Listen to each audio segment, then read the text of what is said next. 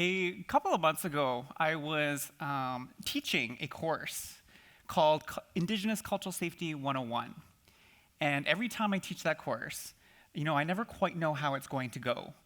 Because within that course, we talk about Indigenous-specific racism, discrimination, and institutional oppression, and state violence against Indigenous peoples in this country, and of course, encompassing North America. And I was teaching this course with a group of professionals who work in community and family services.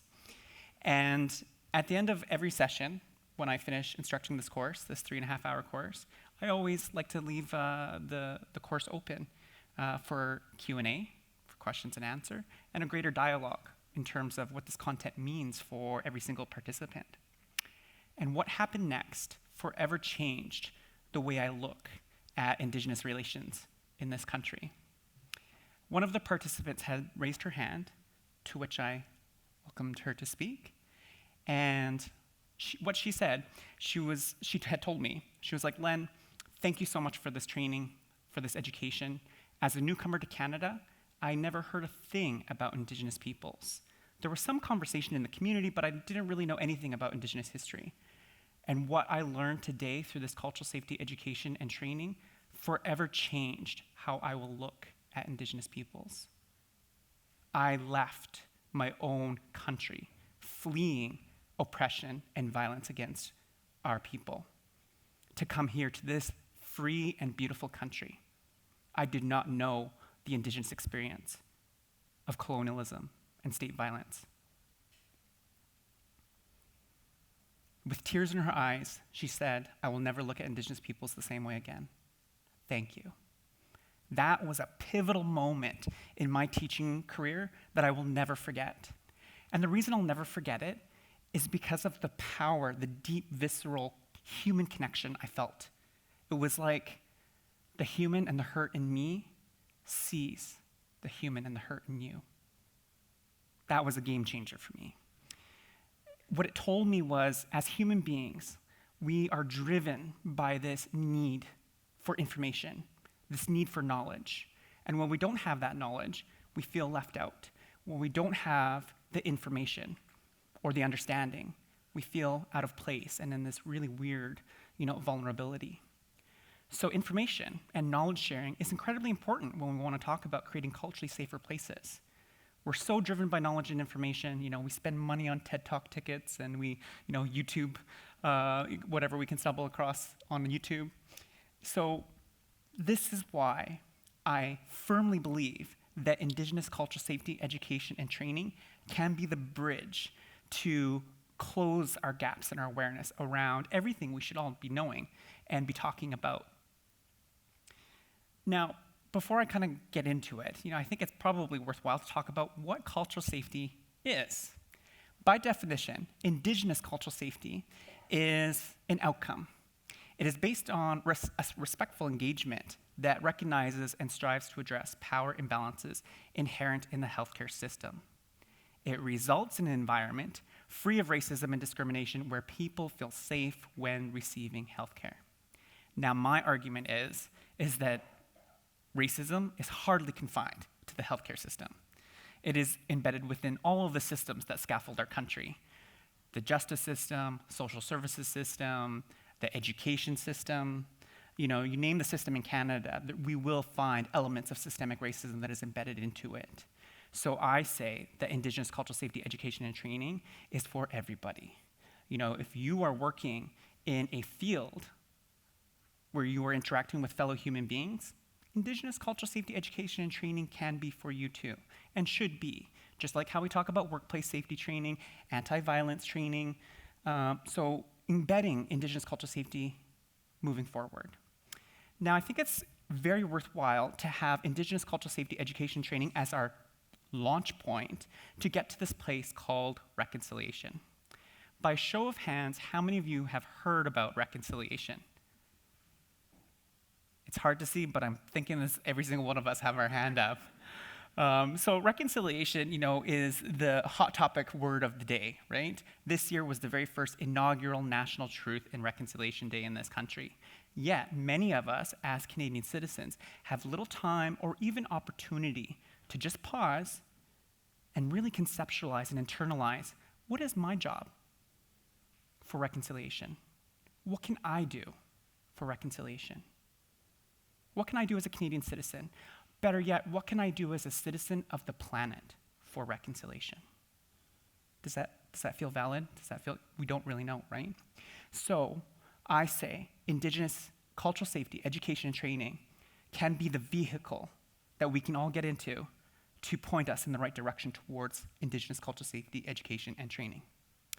Reconciliation, on the other hand, by definition, is about strengthening the relationship between Indigenous and non-Indigenous Canadians in this country. Now, I really want to pause and emphasize the word here, relationship. It's about strengthening the relationship between Indigenous and non-Indigenous peoples. But if we look at our relationship status today, what would be our relationship status between Indigenous and non-Indigenous peoples? What kind of words come to mind for you? What kind of words surface about describing our relationship? Complicated, polarized, toxic, estranged, yes, abusive, government regulations, neglectful, violent. Would you agree? Yes. So the point here is we need to work on this relationship.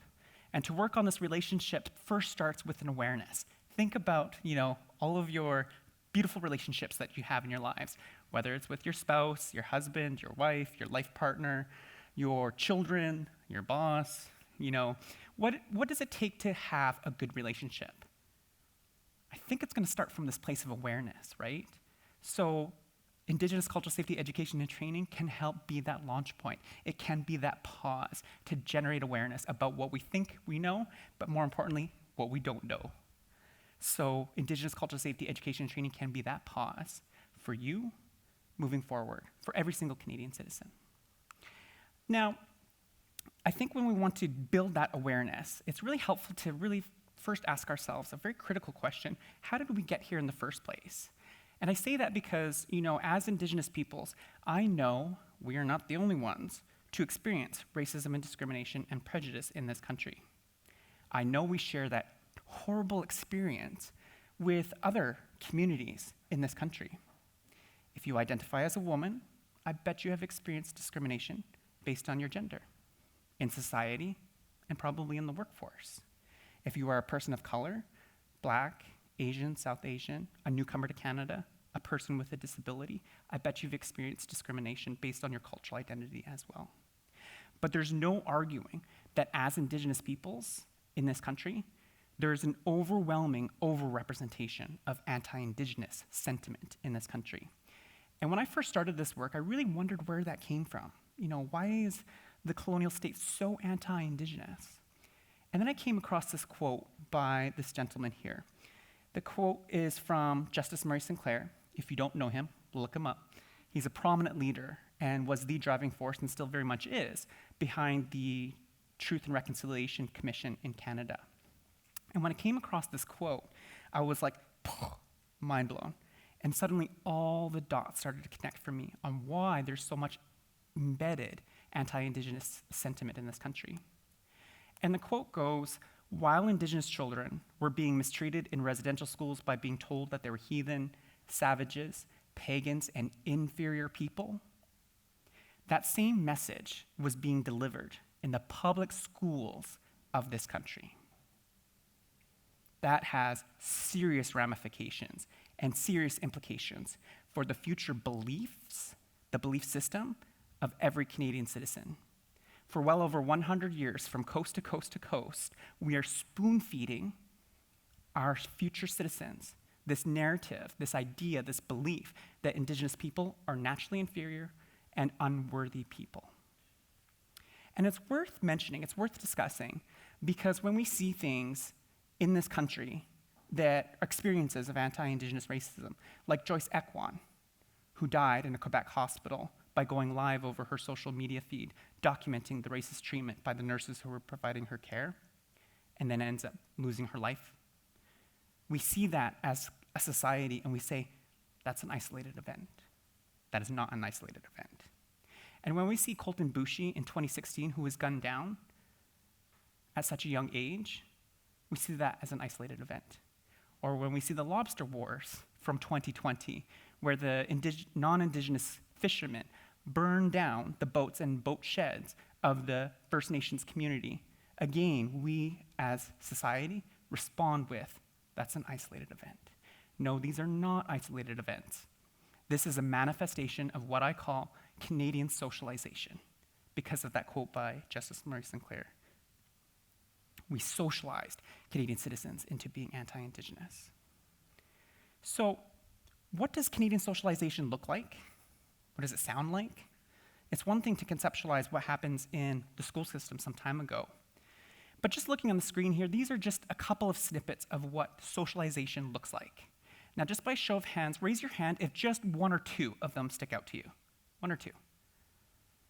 Again, almost all of us. So, like, as a child of the 90s, right, Bugs Bunny stands out to me. I distinctly remember watching this cartoon, this episode, because, like many of us in this room, I grew up watching Saturday morning cartoons, eating my cereal on the living room floor, and I remember this episode. And if you haven't seen this episode, in this episode, Bugs Bunny is defending this fort, presumably somewhere in the United States. And in this episode, there are Indians who are running by on horseback and on foot, trying to take over the fort. Why? I don't know. Maybe they wanted the land back. And so Bugs Bunny's defending this fort, and to defend it, he's shooting and killing the Indians. And as he's shooting and killing the Indians, he's singing the song. 1, little 2, little 3, little Indians. 4, little 5, little 6, little Indians. And for every one he killed, he would tally it on a scoreboard right next to where he was shooting, which is completely dehumanizing. He would then go on to shoot another one and then say, oh, never mind, that one was a half-breed, and wipe away half the mark. Dehumanizing. But, and then further speaking to Justice Murray Sinclair's quote about how this was socialized into the Canadian system, the top corner here, the one that's in black and white, is a snippet that's taken from a Canadian textbook that was used in our education system, from a textbook called Breastplate and Buckskin. And what it does is it features Indian warriors dressed as devils who pranced about trying to scare Cartier in response to text claims that the Frenchman smiled. So really reinforcing this narrative that the Indigenous peoples are savage peoples. It was in the Canadian history textbooks. But then there are other manifestations of anti-Indigenous socialization too. Aspects of the targeted insult through sport mascots, or when we see things like the fetishizing of Indigenous women through Halloween costumes or Pocahontas. Again, just a snippet. It's all around us, less and less today, yes, but a lot of us grew up with this. So they're not isolated events of anti-Indigenous racism. It's a part of a conversation for the socialization. All around us, and we were constantly absorbing it, relentless. Now, before we get all doomy and gloomy, the story gets better. Our story gets better. We are actively working on this relationship. And the thing to do, it seems to me, is to really, embark on a learning journey. And I think it's appropriate and fitting that, the theme for this conference is bloom, because we are blooming blossoms all over the place for organizations and citizens who are taking up this learning journey for reconciliation and Indigenous cultural safety. It is in motion and it's alive and well today. Indigenous cultural safety in education, no two programs are the same because this is emerging work, but my own, I would say, formula for a really good, robust Indigenous cultural safety education program consists of these three core areas. The first is an awareness of our history, so that is learning about the residential schools, the 60s scoop, land theft, the potlatch ban, smallpox epidemic. The second sphere for a good cultural safety program would be an examination of power imbalances, so talking and learning about systemic racism, institutional oppression, and how it manifests. And how it manifests, you would think, is quite explicit and covert, but it's actually not. You have to really read between the lines. So putting a pause to learn about those power imbalances is essential. And then, of course, landing on this place of what can we do about it? As adult learners, we're always like, okay, we love hearing the problem, but more importantly, we really love knowing what we can do about it. So we want to land every cultural safety education program on these anti-racism strategies so that every single citizen who belongs to an organization, no matter what organization you work for, have these new strategies you can apply into your practice and into your daily lives every single day. And that looks like aspects of calling in instead of calling out racism. And of course, learning and recognizing the traditional lands and territories in which we all live, work, and play. So I have no calls to action. I have no prescription, and I have no request or recommendation. Instead, for each and every one of you, I have an invitation.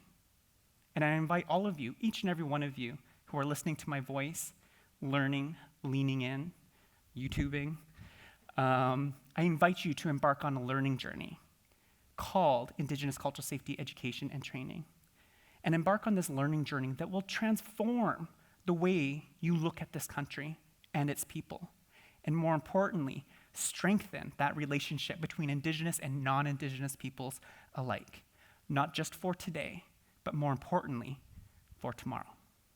Thank you.